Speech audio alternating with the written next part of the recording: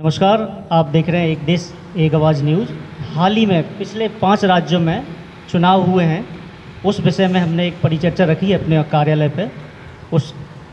उस परिचर्चा का एक विश्लेषण हम लोग करेंगे यहाँ पे कि जो क्षेत्रीय पार्टियाँ हैं एक इस सीमित दायरे में सिमट के रह गई हैं, उसका कारण क्या है, और भारतीय जनता पार्टी का बढ़ता हुआ जनाधार क्या वास्तव में विकास मॉडल देश में बन रहा है। हमारे साथ कुछ खास मेहमान हमारे मौजूद हैं। सबसे पहले मैं स्वागत करना चाहूँगा श्री शत्रुघ्न यादव जी, समाजवादी पार्टी किसान संघर्ष समिति से भी हैं ये। इनके बाद एडवोकेट महेश कोहली जी, 15 विधानसभा ग्वालियर से निर्दलीय प्रत्याशी हैं। श्री विनोद कुमार साक जी, युवा प्रदेश अध्यक्ष, कोरी समाज एकता विकास संघ के।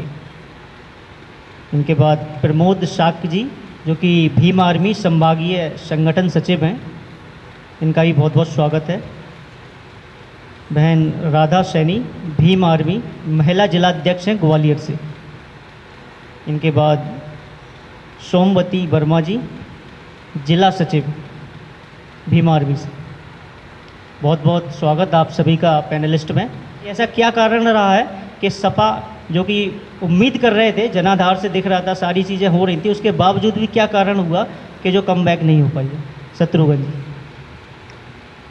सबसे पहले तो आपको मैं बहुत बहुत धन्यवाद देना चाहूँगा कि आपने मुझ जैसे एक छोटे से समाजवादी पार्टी के समाजवाद के कार्यकर्ता को अपने इस कार्यक्रम में बुलाया, इसके लिए बहुत बहुत धन्यवाद।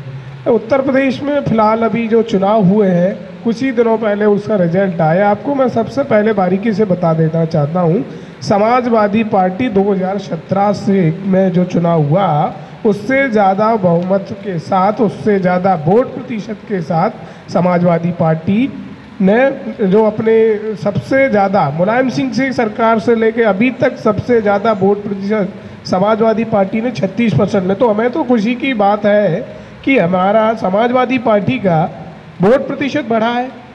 सीटें भले ही कम हो पर वोट प्रतिशत बढ़ा है। चिंता करने की तो भाजपा को ज़रूरत है, भारतीय जनता पार्टी को चिंता करने की ज़रूरत है कि उसके हाथ से जो यूपी का में जो पूर्ण बहुमत के साथ की गया, वो तो 100% के साथ सरकार थी, वो चली गई। उससे सीटें कितनी कम हुई हैं।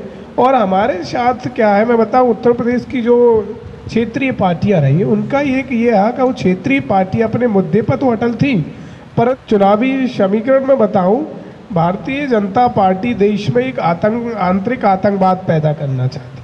वो किस तरह से आप देखते हैं, कभी भी मोदी जी, योगी जी, गृह मंत्री जी, कोई भी मंत्री सांसद रहे हों, उनके भाषण में कभी रोजगार, बेरोजगारी, शिक्षा, स्वास्थ्य, स्किल डेवलपमेंट, युवाओं को कैसे आगे ले जाए, इसके बारे में आज तक कोई परिचर्चा नहीं हुई।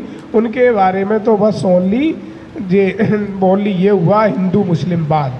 तो वो पार्टियां हैं, कुछ पार्टियां जो मुसलमानों के प्रति नफरत करती हैं, या जो लोग हैं, अपन में से ही कई लोग होंगे जो मुसलमानों के प्रति इतनी घृणा रखते हैं, तो वो ये पार्टी का वहाँ पर जो क्षेत्रीय पार्टी अटल तो रही, परंतु वहाँ का जो हिंदू मुस्लिम बात था उसमें वो वोटर चला गया भारतीय जनता पार्टी के पास, और उन्होंने उस प्रकार के ही लोगों को टिकट दिया भारतीय जनता पार्टी ने कि जो इन दलितों की, आदिवासियों की, अल्पसंख्यक की, SC ST OBC की बात तो करते हैं, परंतु वो सही मायने में OBC वर्ग के साथ है ही नहीं हो।